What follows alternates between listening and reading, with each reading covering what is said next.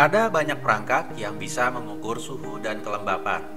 Perangkat ini canggih, namun biasanya mahal dan belum tentu memenuhi ekspektasi kita.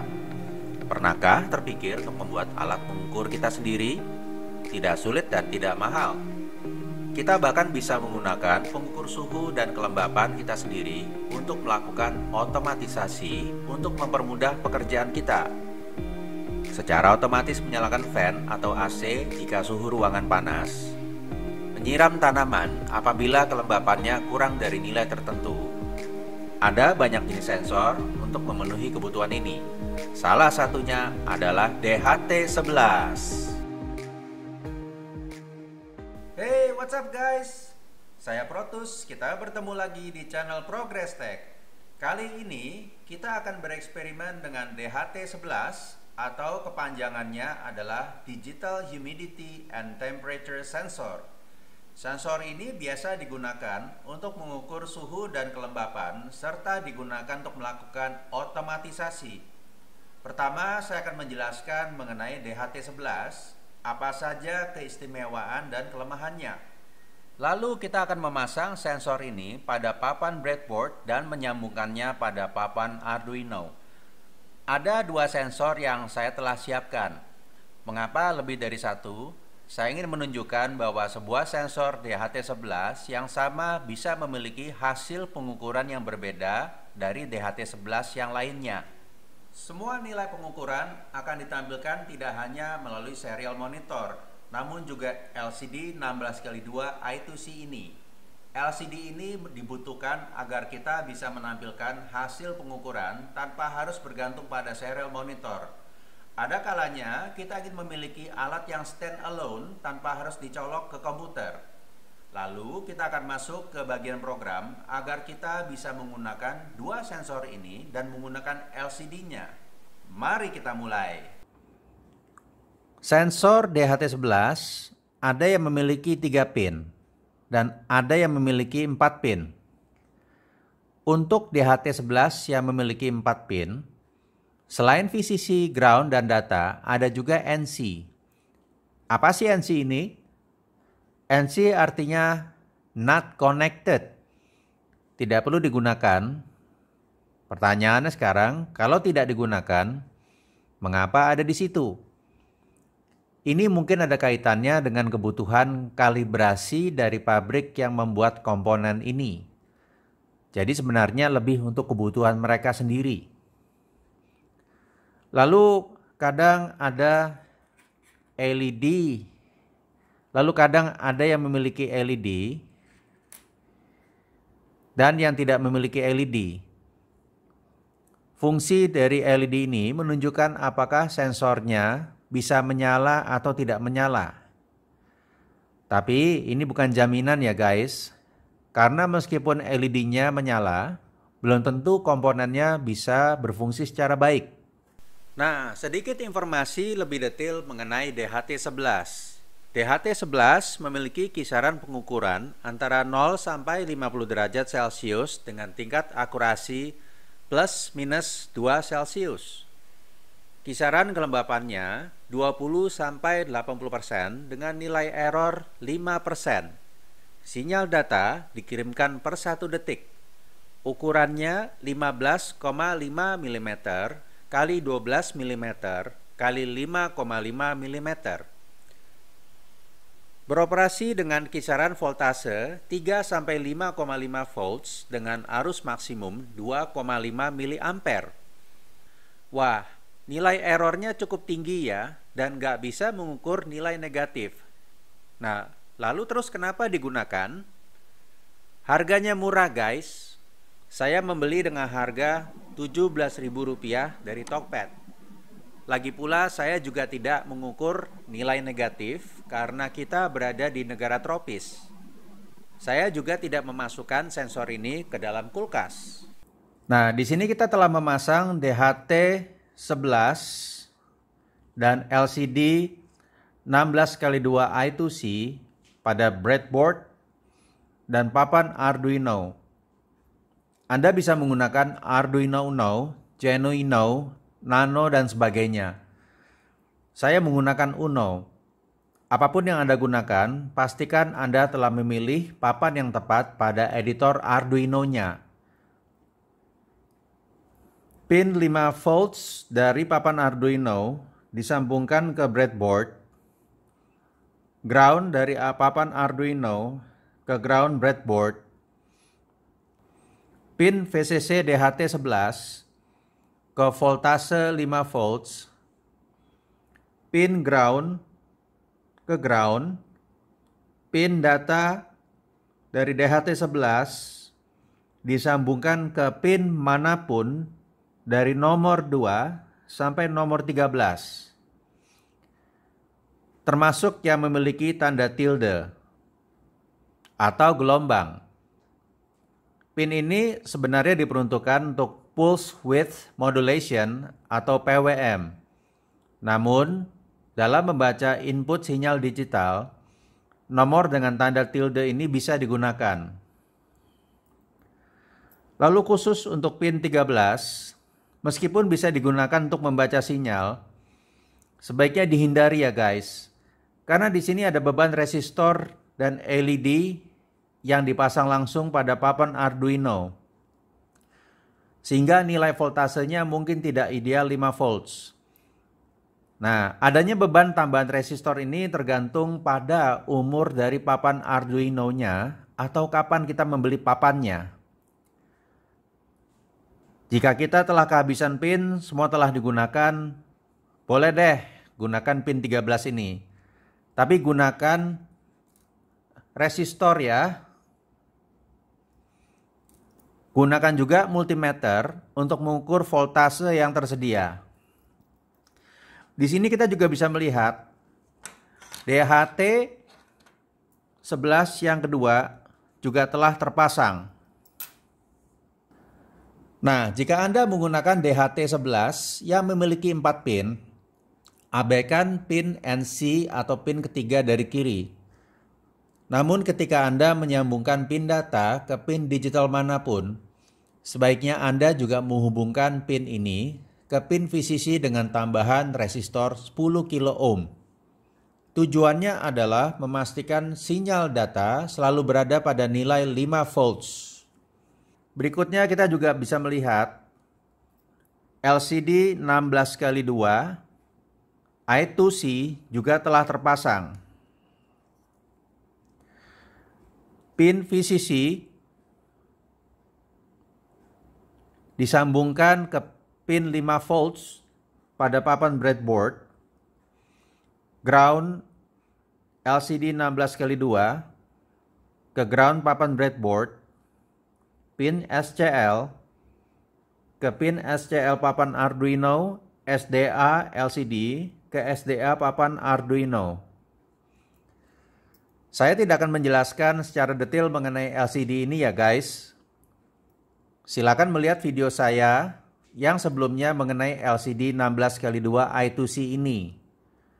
Dalam video tersebut, saya menjelaskan secara detail mulai dari penjelasan mengenai modulnya sampai bagaimana kita bisa membuat karakter kita sendiri. Skema untuk pengaturan ini juga tersedia pada link deskripsi. Jika ada pertanyaan, silakan bertanya melalui kolom komentar ya. Sekarang kita masuk ke programnya. Hal pertama yang harus kita lakukan adalah memanggil library yang dibutuhkan. Di sini saya telah memiliki library-nya. Namun jika Anda belum memiliki library yang dibutuhkan, kita bisa menginstal library yang diperlukan. Ada beberapa cara untuk menginstal library. Kita bisa langsung masuk ke menu Manage Library. Menunya ada di sini. Dan langsung mencari dengan menggunakan kata kunci DHT11.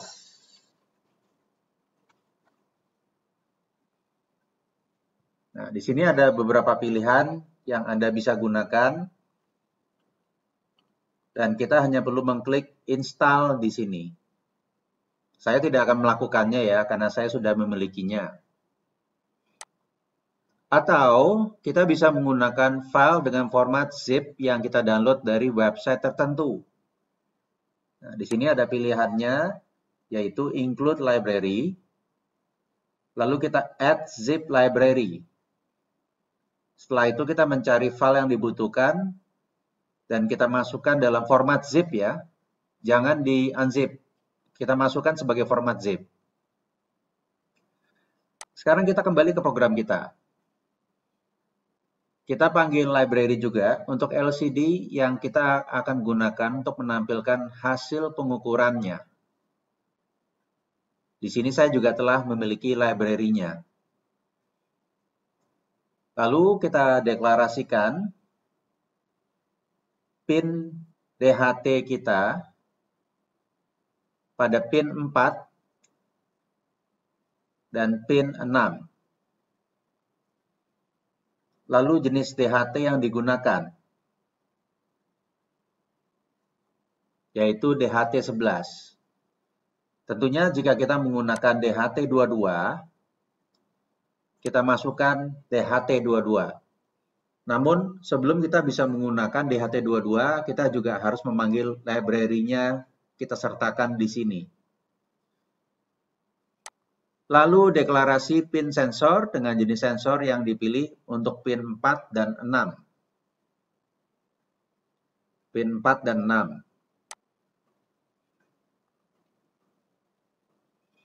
Berikutnya pada fungsi setup, kita memulai program komunikasi untuk sensor DHT untuk masing-masing pin 4 dan 6. Ya.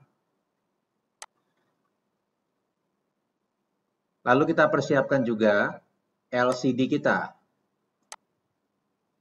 Dan di sini saya memulai dengan menginisiasikan kata progress tag pada posisi 0 dan 0. Dan nama saya pada posisi 0 dan 1. Lalu di sini setup untuk serial monitor dan kecepatan komunikasi atau biasa disebut dengan baud rate. Ya. Berikutnya pada fungsi loop kita membuat variabel untuk menyimpan hasil pengukuran kelembapan dengan jenis data float karena hasil yang diterima adalah angka desimal untuk semua pin.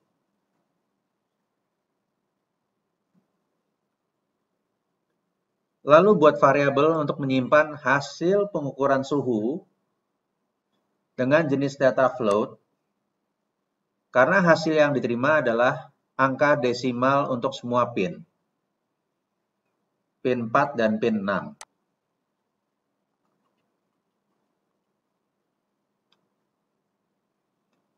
Nah, berikutnya jika kita ingin menampilkan hasilnya dalam satuan Fahrenheit, kita bisa menggunakan rumusan ini. Ya. Kita bisa uncomment ini. Lalu berikutnya jika kita ingin menampilkan nilainya dalam satuan Kelvin, kita menggunakan rumus ini.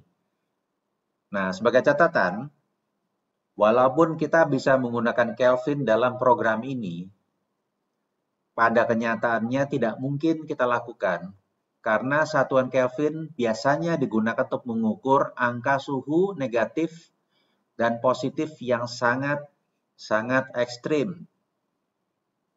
Satuan Kelvin ini biasanya digunakan untuk kebutuhan ilmiah. Dalam eksperimen ini DHT11 tidak bisa digunakan. Nah, di sini kita juga mengeprint nilai variabel yang telah disimpan ini melalui serial monitor dan ditampilkan melalui LCD. Lalu di bagian ini saya berikan delay 1 detik. Angka ini bisa digunakan secara aman karena DHT11 bisa memberikan hasil pengukuran per 1000 milidetik. Ya. Berbeda dengan DHT22 yang hanya bisa mengirimkan data per 2 detik. Semua kode ini tersedia pada link deskripsi ya guys. Silakan menggunakannya bebas. Jika ada pertanyaan, silakan memberikan komentar. Di sini saya gelapkan dulu videonya agar kita bisa melihat hasil dari LCD secara kontras. Ini bukan masalah potensiometernya ya guys. Ini lebih pada kamera saya tidak bisa memperlihatkan hasil secara baik dari LCD-nya. Nah, ini yang saya maksud sebelumnya. Angkanya bisa berbeda antara satu DHT11 dan yang lainnya. Kok bisa? Ya, ada sedikit toleransi error pada setiap produk yang dibuat oleh pabriknya. Hal ini normal. Apakah bisa lebih akurat? Bisa. Kita gunakan DHT22 dan sensor lainnya yang lebih mahal.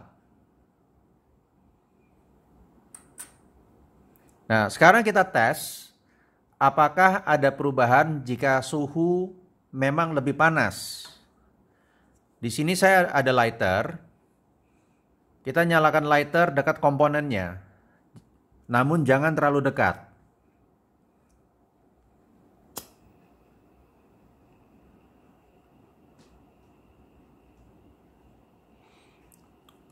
Nah, kita bisa melihat angkanya berubah.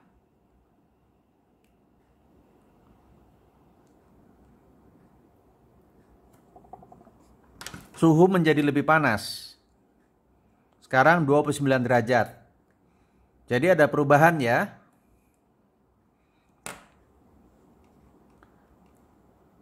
Sekarang kita mengetes pengukuran kelembapannya.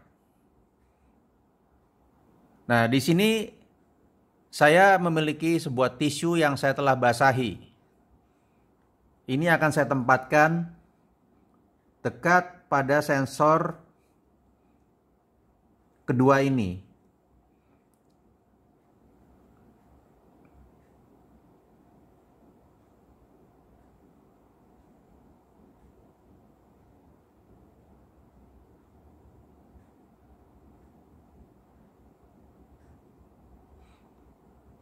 Nah, angkanya juga berubah ya.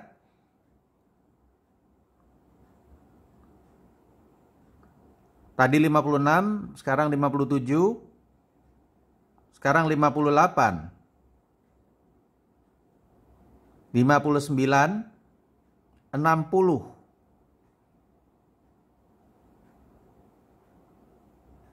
61,